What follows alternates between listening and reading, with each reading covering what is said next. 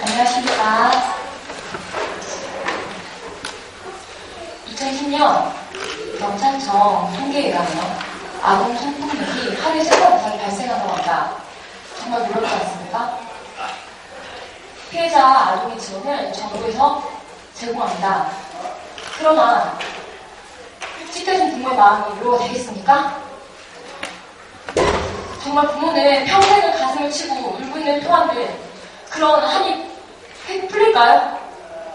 그렇습니까? 아닙니다. 또 피해 어머니의 상처는 어떻습니까?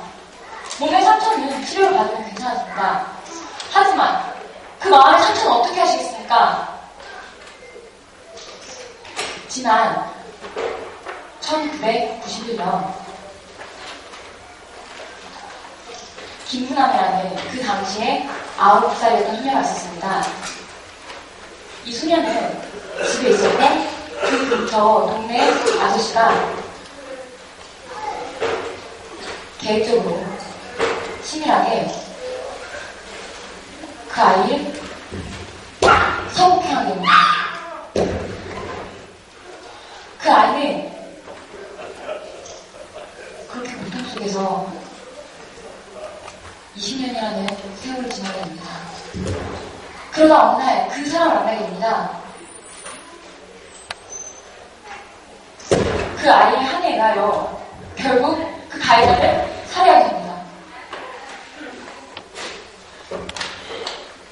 그리고 살해자의 신분으로 법정에 서게 됩니다.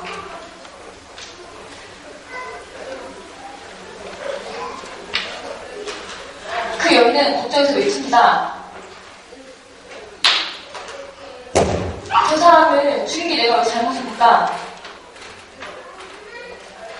저 사람은 사람이 아닙니다. 개만도 못하는 놈입니다.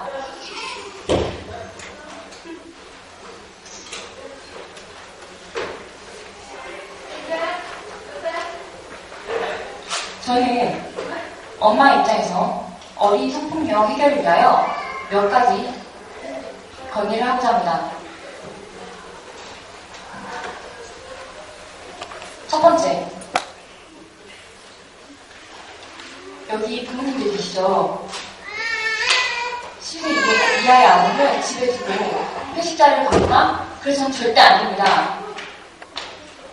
만약에 실제로 딸에게 성폭력 사건이 발생했다면 여러분들은 화내면서 딸에게 왜 지금 문을 열어주었느냐 하면서 혼내실 것입니다. 그래서는 안 됩니다. 왜냐하면 아이는 이미 심리적 상처, 충격과 상처를 받았기 때문입니다. 두 번째,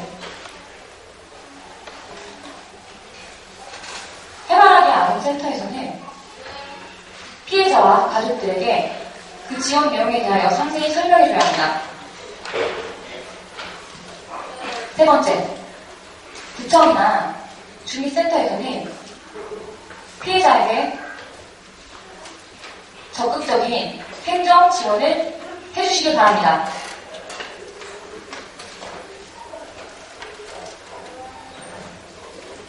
네 번째, 학교 및 교육당국에서는 성교육을 해주셔야 합니다. 다섯 번째, 성폭력 사건에 대하여 TV나 신문에서 그 심각성에 대하여 알려하는 것은 맞지만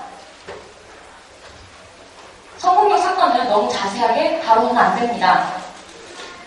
왜냐하면 그렇게 될 경우 모범 범죄가 발생할 수 있는 위험이 있기 때문입니다.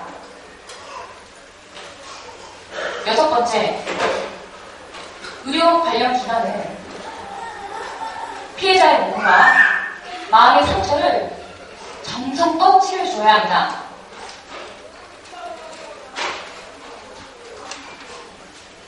일곱 번째, 경찰은 조사하는 동안 피해자가 수치심을 느끼지 않도록 해야 합니다.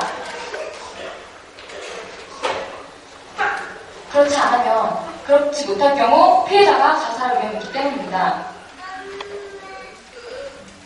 여덟 번째,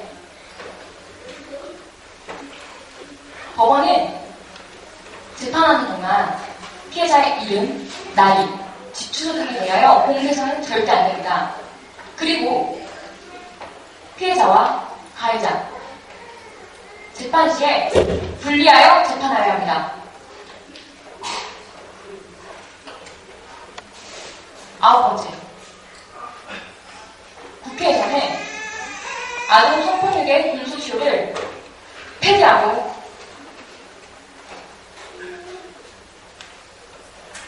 전자발찌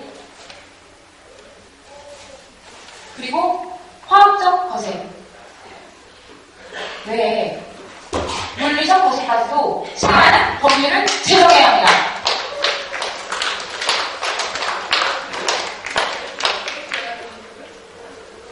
열 번째, 정부는 피해자에 대한 완벽한 지원 방법을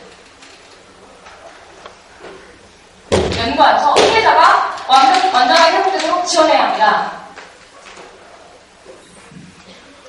결론적으로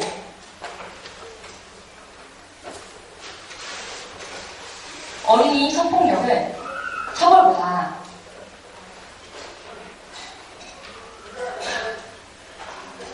국민의 인식 개선과 예방이 중요합니다.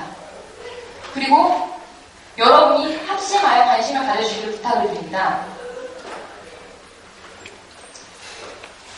여러분도 마찬가지실 겁니다. 우리 아이들이 밝고 건강하게 자라도록 그거 다 원하시죠? 맞죠? 감사합니다.